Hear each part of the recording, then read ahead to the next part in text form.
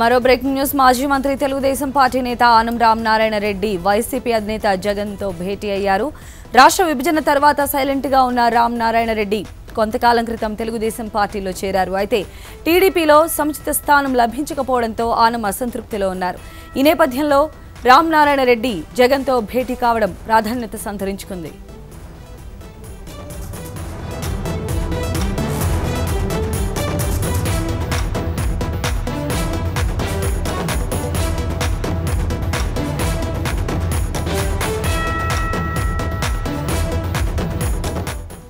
మాజీ మంత్రి తెలుగుదేశం పార్టీ నేత ఆనం రామనారాయణ రెడ్డి వైసీపీ అధినేత జగన్ తో భేటీ అయ్యారు.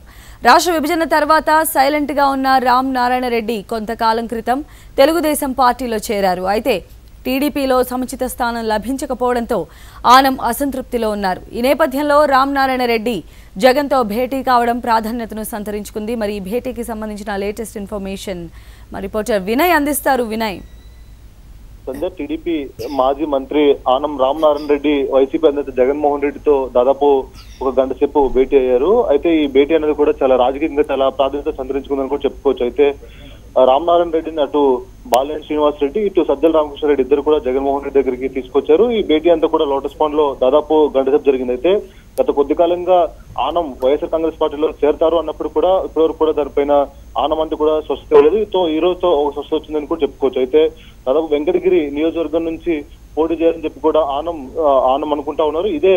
ఈ నేపథ్యంలో దీనిపైన ఈ రోజు ఆనం జగన్మోహన్ రెడ్డి దృష్టి కూడా తీసుకెళ్లారు. దీనిపైన జగన్మోహన్ రెడ్డి కూడా ప్రజెంట్ అయితే మట్టుకి నేను క్లారిటీ ఇవ్వలేను, కాకపోతే పార్టీలో అయితే మట్టుకు ఒక మంచి పొజిషన్ ఇస్తారని చెప్పి కూడా చెప్పినట్టు కూడా తెలుస్తా ఉంది. అయితే దాదాపు వీళ్ళిద్దరి మధ్య అయితే మట్టుకి గంట సేపు భేటీ అయింది. సో పార్టీలో మీకైతే మంచి పొజిషన్ కల్పిస్తామని చెప్పి జగన్మోహన్ రెడ్డి ఆనంద్ చెప్పినట్టు కూడా మనకు తెలుస్తా ఉంది. సంజయ్, రైట్ వినయ్, అలానే మనకి ఆనం బ్రదర్స్ కి సంబంధించి కూడా ఆ ఏరియాలో చాలా పట్టున్నటువంటి నేతలు.